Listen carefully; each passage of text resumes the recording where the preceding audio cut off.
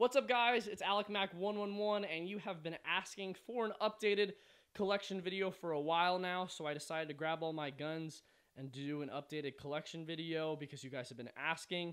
I have the pistols right here, and then we get to the M4s, and then we'll get to the snipers eventually, and then also finally to the SMGs. But we're going to go ahead and start with the pistols. So first out here, we have a non-blowback Makarov, pretty simple. Second, we have a KWA CZ75 that has been completely polished. Shoots pretty well, but does have a few issues. Next up, we have a WE Toucan. So this is pretty cool. It's actually an M&P, but they call it the WE Toucan just because I don't think they can call it for licensing reasons because they don't have the legit license. Next up, we have a WE CQB Master. This thing is super cool. It has some NC Star attachments. You can see that has the red dot on there that's NC Star, and then it also has the mount for NC Star stuff, and then it has a flared mag well, and it has some upgraded internals as well. It kicks ridiculously hard because it has 170% recoil springs, so it's just a pretty cool gun. Next up, we have one of my favorite pistols. This is a super limited edition Knights Armament. This started out as a WE and then has had some upgraded parts on it. It's pretty cool. The pistol grips are the only actually upgraded part on it. It came with the compensator. However, they're a cool little like ivory style pistol grip. Next up, we have a Bart's M9. This thing actually works really well. However, it has been thrown together. I believe it's a combination of KJW and KWC. So it shoots ridiculously well because it's CO2. However, it's kind of just ragtag. You can see it kind of has some just different parts in there, and there's a missing screw. But it actually shoots incredibly well on CO2. Next up, we have some guns that are the same kind. So these are WE XDMs. One is HPA Tapp, which is pretty cool, and the other one is just green gas normally. And so these guns actually shoot incredibly well. It's just really cool that we have the two-tone versions of them. Next up, we have two other guns of the same kind. This is a KWC Desert Eagle. I've never actually run these because they're ridiculously huge, and they're not the greatest working pistols. They don't shoot incredibly accurately. However, they do have really, really cool and ridiculous recoil. Up top here, we have a JG Works. I don't know if this actually works, unfortunately. I had the battery just won't charge, and then the selector switch is missing, so it's stuck in semi. However, it's pretty cool. It's just a little CC Scorpion. Over here, we have a WE P226. This is their WE pistol. You can tell it's been holstered and worn. If a pistol's not loved, then if it looks new, it's not really loved. And so this thing has been loved and shot well. Over here is another KJW M9. This one has also been really loved. However, I believe this is actually all KJW and is not just a conglomeration of different parts. Over here, we have two Elite Force 1911s. I love these things. One of them has a TUFF 1 grip on there. Those things are super cool. I actually have a discount code for 15% off in the description. I run them in my pistols and rifles, so if you guys want to check that out, that'd be pretty cool. But they work really well. Probably my favorite workhorse pistol, to be honest. They function incredibly well. They shoot incredibly well, and then the CO2 gives them incredible recoil as well. Up next are probably two of my favorite pistols. These things are absolutely beautiful. They are SAI 1911s, St. Arms. You can just tell they look so gorgeous. They got the pretty gold barrel, and they also have the really cool triggers as well that are silver, and then the grip's just really wide, and it's pretty cool as well. Next up, we have a Marusian Magnum. This thing is incredible, super rare. It shoots, in real life would be a 44 caliber, but it actually has 44 caliber shells, and you stick the BBs on the end like most airsoft revolvers. But the thing is so cool. It's pretty heavy, and it just feels really realistic. Over here, we have an old gen KWA M93R. This is the older ones. You can tell by the dots and the lack of trades on it, and it has also been HPA tapped. It's a really old gun, but it shoots really well, and it's got the cool 3-round burst in there as well. And then finally, finishing it off, we have my Spring Desert Eagle. This is the only Springer I still own. However, it's really cool, and it's just kind of fun to plink at like the 150 feet per second that it shoots at. Up next, we have the two shotguns in my collection. The first one, the bottom one, is a Cyma, I believe. I don't exactly know what brand it is because I got it in a trade. However, it does actually shoot about 100 feet, and so that's pretty accurate, which is kind of cool. And then up next is a standard UTG tri-shot. This one is in the M1014 style configuration. Now we're going to go ahead and move to the M4s. I know in my past videos I've got complained a lot like, oh, Alec, why don't you have anything but M4s? I do have some other stuff. However, I mean, we live in America, so M4 platforms are kind of the biggest deal here, and I just really like an M4 platform. So we're going to go ahead and start with the bottom. It's an Ares Amoeba that has a pretty cool custom paint job. It's like a white, black, variant. It shoots incredibly well. Sure Shot Midget has tuned this so well. As you'll tell with a lot of our guns, they shoot really, really hard, and Sure Shot Midget has had them just customized to shoot very high rate of fire and stuff. Most of my guns shoot harder, around like 400 feet per second, and he'll have his guns shoot about 350 feet per second, and we'll talk about that at points.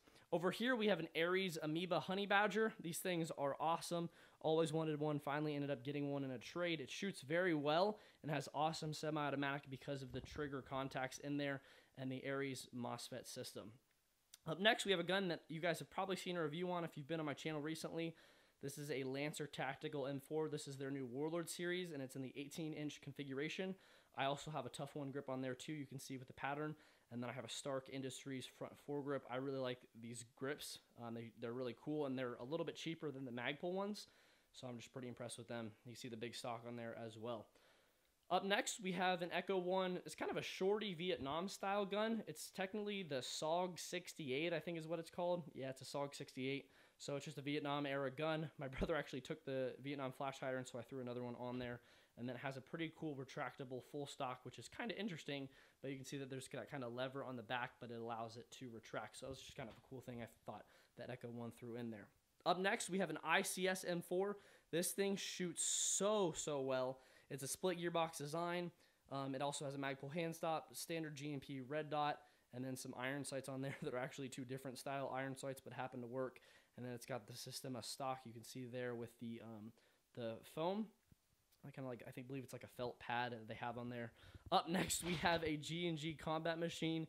It's just kind of a parts gun, honestly, but it does shoot okay.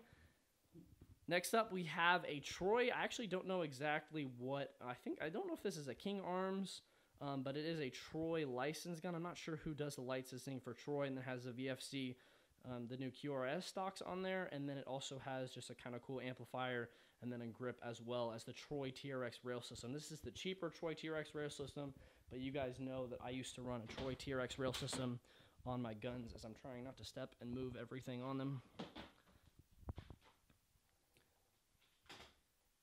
Next up, we have a parts G&G combat machine. So this thing kind of just got thrown together, and I threw it in there because if someone wants to buy it for like 80 bucks, it's totally yours. Over here, we have my main gun, the gun I love. I actually took off the flash hider to run it on a VFC 417 for a video I finished filming yesterday, and I've not put it back on. However, this is my baby. It's the gun that I've spent a lot of time on, has a ton of upgrades inside of it, and it shoots incredibly well. It has a 6.03 Type Bore, Prometheus, purple bucking. It's got a Pro Win. It's got a BCM front grip, custom paracord job. You can see my contour mount up there for the zoom cam. Red dot. I have a Mission First tactical stop and also a TUFF grip with a straight trigger on there. And I think that's everything. If you guys want to give me a like for how quickly I did that, I'd be pretty impressed. I'm going to try and do this not super quickly, but like quick enough that I can tell you guys everything and also not make the video like 30 minutes. Next up, we have an A&K ACR Masada. This is the long version. It actually shoots pretty well, and it's a cool little gun. The next gun is a JP Custom super cool stubby build. This is actually one of the builds that Sure Shot Midget just finished doing, and I will be soon to build one of these. This is the next gun that I'm building, and I've already got a front sight for that if you've watched one of my recent unboxings. But this gun is killer. It's got I think this is a JP Custom rail system, or this is the actual JP Customs, not Jared Patrick Customs, which is my brother, but it's pretty cool. And then also it's a blue trigger, Crytek Mark II body, red dot sight, full stock, and this thing shoots a cool 40 rounds a second on full auto. Next up, we have a WE Knights Armament style. This is the KAC. Technically, it's their PDW, but this is the non-licensed version. So this one's like 3 years old, so it's not licensed by Knights Armament like the newer ones are that come out and are distributed through Z-Shot. I think this gun's actually like 3 or 4 years old. You can kind of tell with the wear on it. Has a cool flash hider, upgraded inner barrel, as well as a Magpul grip on there. Up next is the first in the HPA guns. If you guys have seen my newest unboxing of the single rifle, this is an awesome Airsoft Junkies super long DMR. This is has a Wolverine SMP in it. It's got some really cool externals. It's got a Noveski rail system, a Valken vertical grip. I don't even know what brand suppressor is, but it's 12 inches long. Has an NC Star super cool scope on there, an ergo grip, And finally, coming off the back, it has a Magpul ACS stock. Next up is Sure Shot Midget's custom gun. This is the main gun that he uses. This is the Give Him the 40 gun.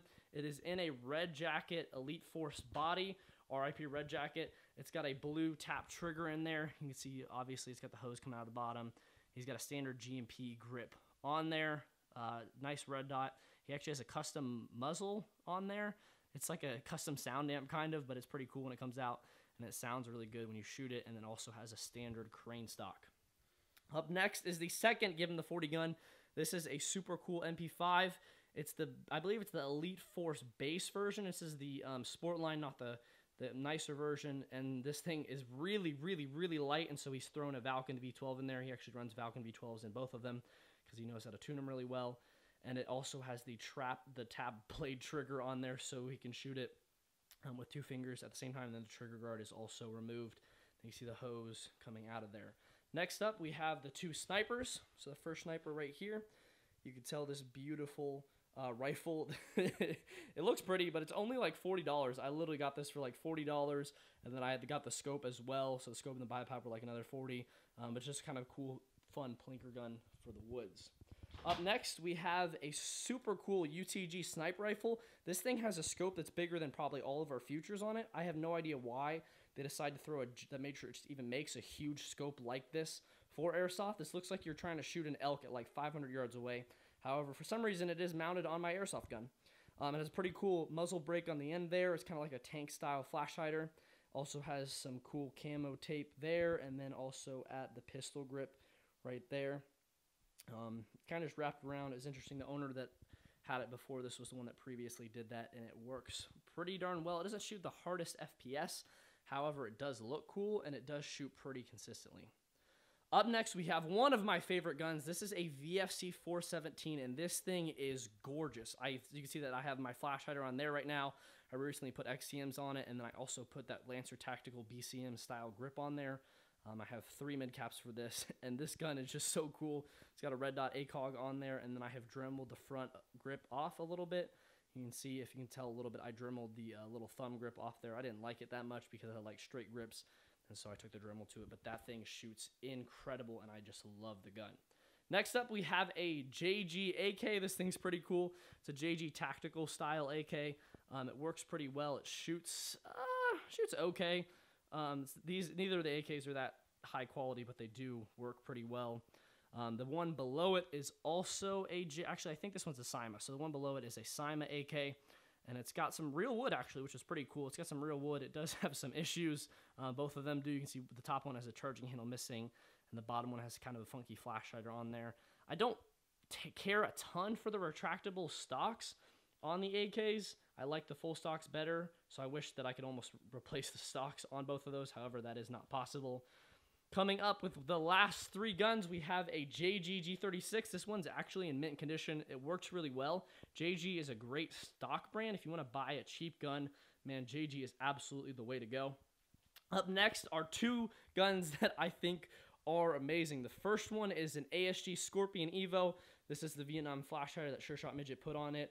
He has custom upgraded the internals of this as well. And honestly, the stock guns are so good, they don't need upgraded, but he has thrown a few more different gears, threw some SHS gears in there, threw an upgraded motor in it as well, and it cranks at about 35 rounds a second. And then we also have an MP5. This is just a gas pullback MP5 that honestly doesn't work very well, but it is kind of cool. And finally, we have my Crytac Chris Vector. I love this gun. I have not used it a ton yet. I only have 2 mags for it, but it shoots so well. And it's just really cool, and was one of the most hyped guns of 2017, and maybe one of the most hyped guns ever. Thanks for watching this video, guys. Hopefully you enjoyed my collection. I tried to do this all myself, so hopefully everything was good and was in focus. I just ended up throwing out a ton of my pistols on one of the floors in my house, but I think it ended up turning out pretty well. Let me know what you guys think. If you got all the way to the end of this video, comment 14 minutes. It's been Alec Mac 111. I'll see you guys later.